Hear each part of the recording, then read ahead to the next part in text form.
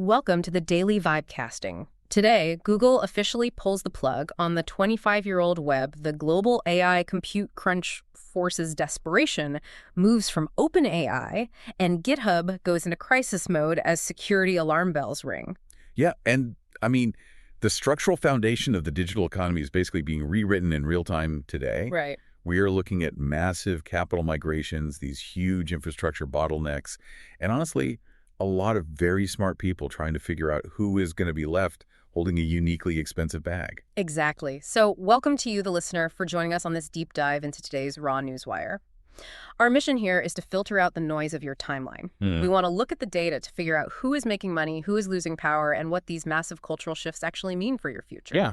So let's start with the absolute friction happening at the infrastructure layer of AI.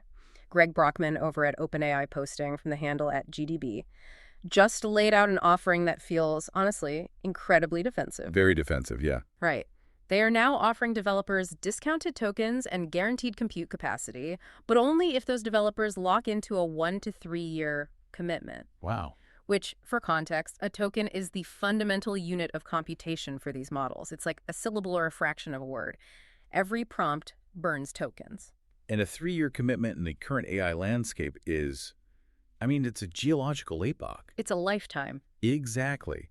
The idea of locking in your technical roadmap and your capital to a specific provider for that long is just staggering when the underlying tech is compounding like every 6 months. Well, I interpret this slightly differently, though. Okay. From an enterprise perspective, locking in supply makes perfect sense. If you're building a product that requires millions of API calls a day, you want basically a fixed-rate mortgage on your compute costs. Sure. Brockman is essentially signaling that the models are becoming so large that the physical hardware just can't support an open tap for everyone anymore.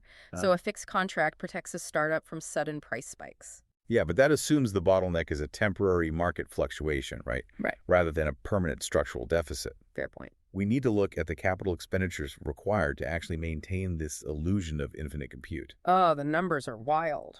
Yeah, the researcher who goes by Kimenismus provided some pretty sobering context on The Wire today regarding Alphabet.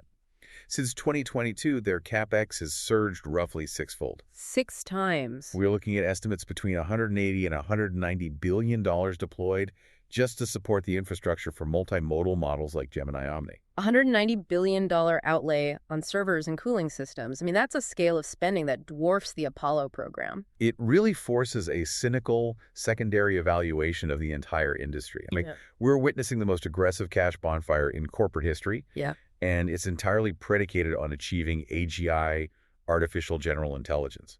They are attempting to brute force a scientific breakthrough by just throwing endless silicon and billions of dollars at the problem. Hoping it magically clicks. Right. And whether that is actually sustainable without breaking the balance sheets of these tech monopolies remains an open, multi-billion-dollar question. Well, and the scarcity isn't just limited to silicon either. The human capital market is experiencing the exact same hyperinflation. Oh, absolutely. Andrej Karpathy, operating at Karpathy, announced he is joining Anthropic specifically to drive frontier LLM research and development. And when we say frontier, we mean the absolute bleeding edge models, not standard chatbots, but the stuff pushing the boundaries of physics and data processing. Right. The talent pool capable of building those systems is, maybe a few hundred people globally? Tops. And the compensation packages being engineered to secure that specific tier of talent are completely detaching from traditional corporate finance. It's crazy. It really is. It's created a localized hiring hysteria that honestly borders on the absurd. It crossed into pure parody today, actually. Oh, the Wembanyama post? Yeah. The writer at TrunkFan went viral with this satirical post claiming that NBA superstar Victor Wembanyama is joining Anthropic's technical staff. I saw that. The premise was that since Wembanyama has already solved basketball, his next logical challenge is helping the Claude AI recursively self-improve. Which is hilarious. It is. But the fact that the timeline collectively paused to consider if it was real for a fraction of a second? Yeah, I definitely did a double take. Right. It just highlights the surreal nature of this arms race. Well, beyond the humor, there is a massive societal ripple effect forming from this localized wealth concentration. Huge. Patrick Collison from Stripe, posting at Patrick Rowe, highlighted a looming third wave of philanthropy. The projections indicate the OpenAI Foundation alone could soon control roughly $220 billion in value. Yeah, the assumption being that the sudden tech wealth will just cascade down to address massive global challenges. Right. But that is the optimistic narrative. It ignores the mechanical reality of the nonprofit sector. What do you mean? Well, nonprofits are fundamentally designed to operate on lean budgets with methodical, slow-moving grant cycles. They lack the hyperscale infrastructure of a tech conglomerate. That makes sense. You cannot simply drop $200 billion into the existing charity ecosystem and expect rapid societal transformation. They just do not possess the engineering talent or the vast logistics networks or the operational frameworks to deploy that kind of capital effectively. So the plumbing simply isn't there. Exactly. The plumbing cannot handle the pressure of that wealth transfer. Well, that concept of outdated plumbing leads perfectly into what is happening at the consumer layer today. All of that hyper-expensive compute and talent is finally being weaponized to fundamentally rewrite how we interact with the internet. According to a breakdown by @TechCrunch, Google is actively sunsetting 25 years of blue hyperlinks in its search results. It's a huge shift. They're replacing the traditional web directory model with an AI-powered intelligent search box. But more aggressively, at Google I/O, they unveiled something called Universal Cart. This is the critical shift right here, from information retrieval to transactional interception. Yeah, let's break down how Universal Cart actually functions mechanically. It utilizes the Gemini AI to monitor your activity across Google's entire ecosystem. Right. So if you're watching a product review on YouTube or reading a promotional offer inside Gmail, Universal Cart allows you to add that item to a persistent basket. Behind the scenes, Google is integrating directly with the APIs of merchants like Target or Ulta. The AI calculates your shipping, applies your loyalty points, and executes the checkout using your stored Google Pay credentials. You never actually visit the merchant's website. Which means Google is effectively claiming the entire transaction layer of the digital economy. Yes. They intercept the user's intent, process the payment, and reduce the original merchant to a mere warehouse fulfillment center. I mean, I see the consumer convenience argument clearly, though. Removing the friction of creating new accounts, remembering passwords, entering credit card details across dozens of websites, that's a massive upgrade to the user experience. Sure, but convenience is always the Trojan horse for monopolistic control. Always. You have to evaluate the collateral damage to the publishers and creators who built the open web. If Google's AI reads a blog post, summarizes the answer in the search results, and then handles the transaction directly on the search page, the creator gets nothing. Zero traffic. They are starved of the page views required to generate ad revenue. We saw the visceral reaction to this dynamic today from the pop culture account at Culture Crave. Oh, that was brutal. Their response to the Google search overhaul was just a terse, "No thanks, I'm good." It's a localized user revolt against the sanitized, hallucinated summaries Google is pushing. It really reveals a deeper desire for the friction of the real web. People want original sources, not an AI middleman attempting to trap them inside a walled garden. Well, Google is certainly projecting confidence in that walled garden. They claimed 900 million active Gemini users at I/O. Right, but let's apply some scrutiny to that metric. Tanush Matthew Abraham, under the handle at iScienceLover, posted an excellent structural breakdown of those numbers. Yeah, he compared Google's 900 million figure against ChatGPT's publicly stated 900 million weekly active users. And the distinction there lies in user intent versus forced distribution. Precisely. ChatGPT's user base consists of high-intent individuals who are specifically navigating to a URL or an app because they want to use that exact tool. Exactly. Google, conversely, is heavily inflating its statistics by hard-coding Gemini as the default assistant on Android devices and injecting it into the Chrome search bar. Yeah, if your smartphone updates overnight and your assistant is suddenly rebranded as Gemini, Google classifies you as a user. Right. It doesn't indicate genuine adoption or product market fit. It just indicates a captive audience. And what that captive audience is being served is increasingly untethered from reality, honestly. Absolutely. The generative outputs of these models are breaking our baseline trust in digital media. Professor Ethan Mollick, posting at @mmollick, provided a phenomenal visual timeline of this acceleration today. The auto progression. The auto progression is mind-bending. It really is. Just 2 years ago, in the summer of 2024, Mollick prompted a state-of-the-art AI to generate an image of an otter using Wi-Fi on a plane. The output was this janky, blurry rendering of an otter mashing its paws on a laptop. I mean, at the time, we considered it a technological marvel. We did. But today, he ran the exact same prompt through Gemini Omni. And the resulting output was essentially a complex cinematic narrative. It was flawless.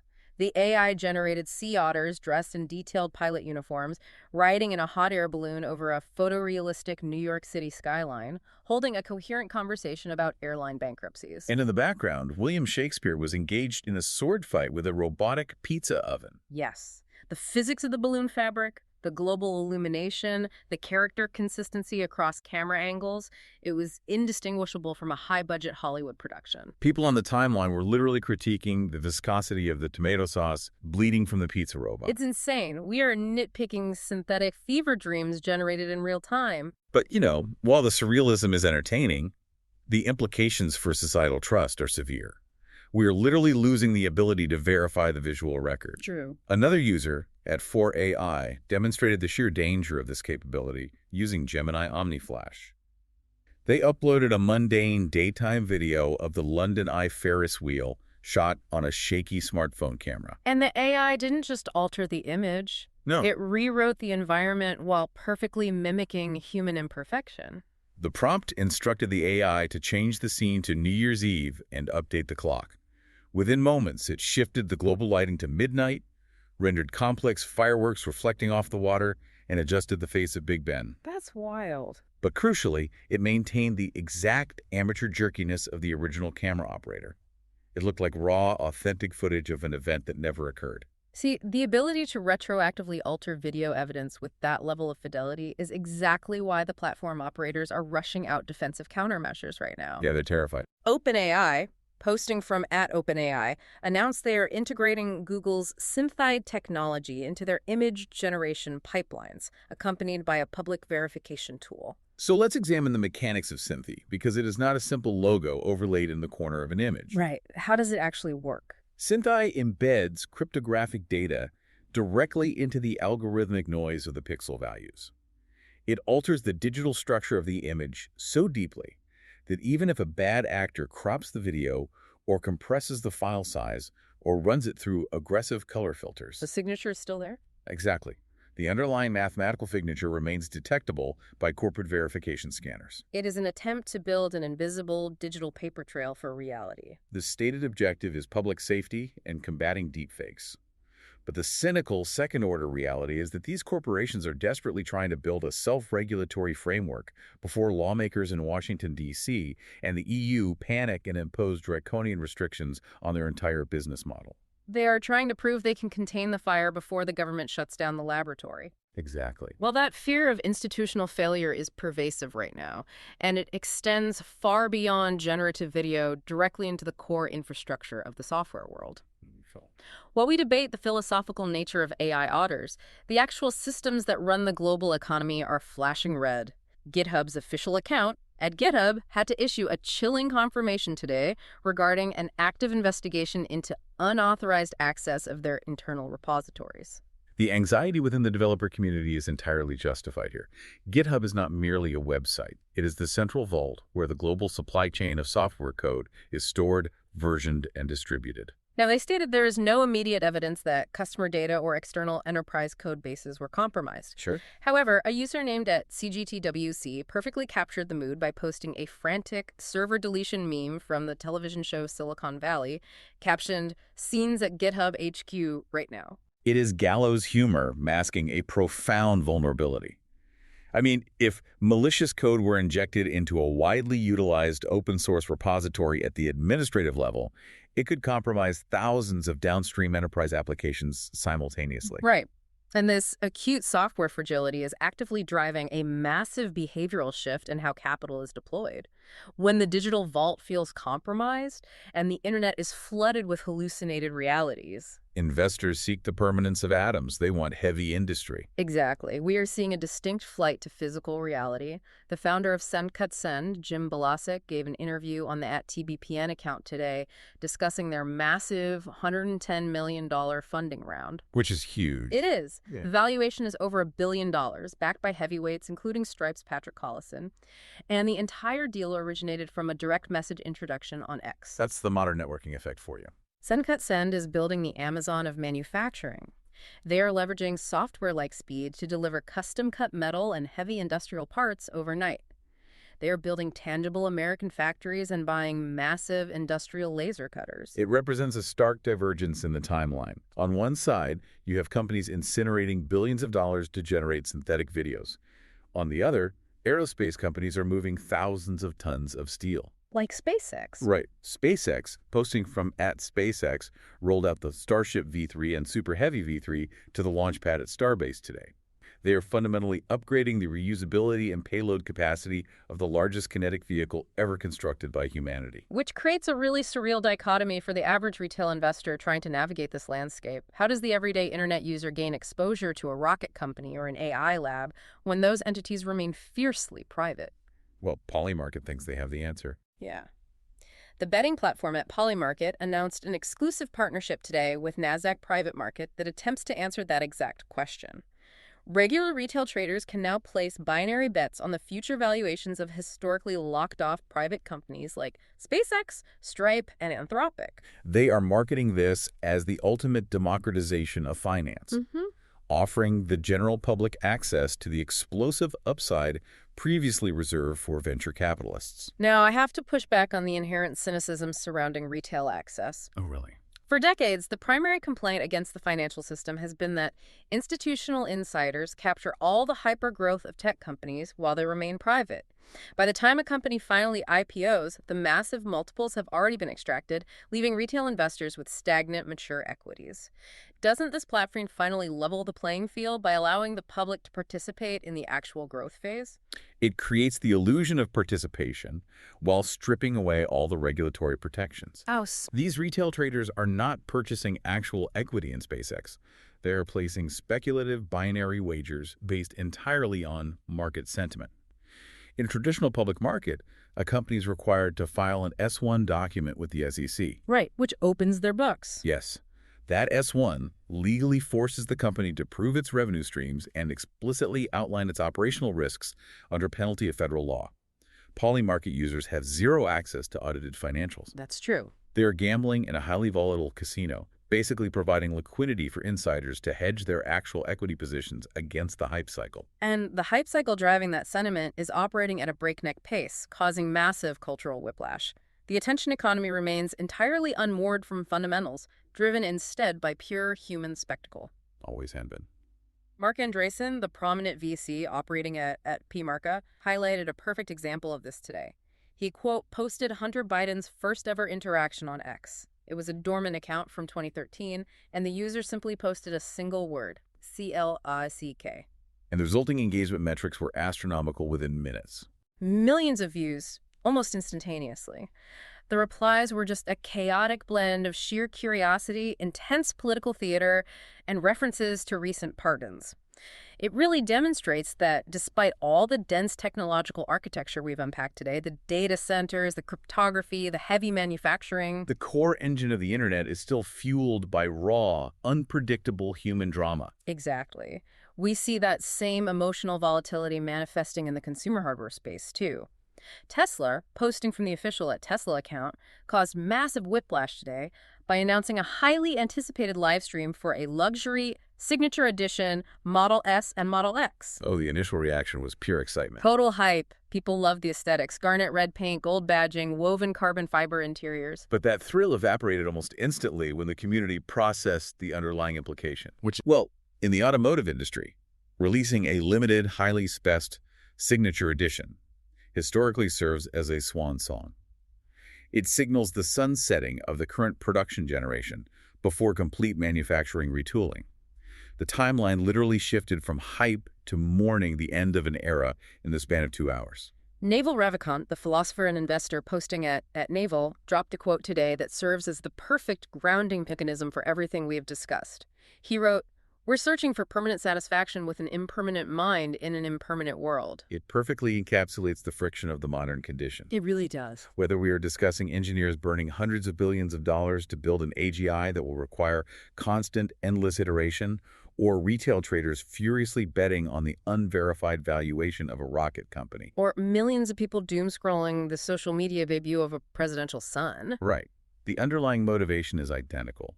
We are utilizing hyperspeed deeply volatile technology in a desperate attempt to find a sense of permanent stability. We continue to build faster machines and more complex algorithms under the assumption that they will eventually provide control, yet the act of deploying them only accelerates the surrounding chaos. Well said. It's a profound way to contextualize the raw feed of the newswire today. So, as we wrap up this deep dive into the daily vibe casting, let's synthesize these trends into a concrete outlook.